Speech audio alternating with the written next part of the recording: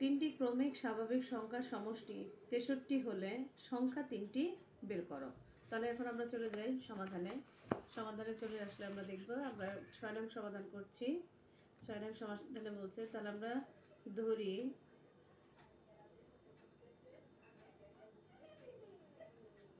সংখ্যা তিনটি, একটা ধরবো x, একটা দেখবো x প্লাস 1 আর একটা ধরবো x plus 2।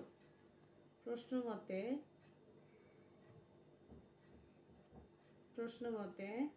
x plus 1 into x plus 2 equal to হলো 63। যেহেতু তিনটা ক্রমিক সংখ্যার সমষ্টি আমাদের হলো 63 বা 63, তাহলে এখানে আমরা x x x এই তিনটাই করলে কি হবে 3x প্লাস এই 1 আর 2 যোগ করলে পাবো আমরা 3 ইকুয়াল টু 63, বা 3x ইকুয়াল টু, এটা যদি ওই পাশে চলে যায় তাহলে 63 মাইনাস হলো 3, বা 3x ইকুয়াল টু হলো 60, বা x ইকুয়াল টু, যদি এটা 3 এখানে গুণ আসছে ওই পাশে গেলে কি হয়ে যাবে ভাগ, এটাতে এটাকে কাটলে আমরা কত পাবো 20।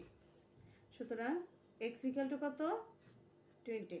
আমাদের যেহেতু এখানে বলেই দিছে যে সংখ্যা তিনটি বের করো, তাহলে আমরা সংখ্যা তিনটি বের করব পর্যায়ক্রমে। তাহলে একটি সংখ্যা বের হয়ে গেছে, তাহলে প্রথম সংখ্যাটি, সুতরাং প্রথম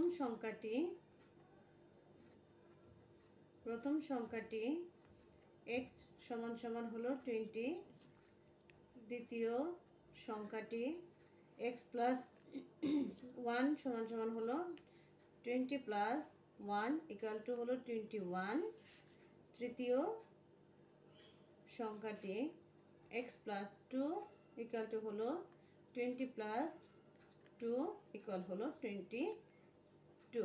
এই তিনটাই হলো আমাদের উত্তর, অর্থাৎ নির্ণেয় ক্রমিক সংখ্যা তিনটি।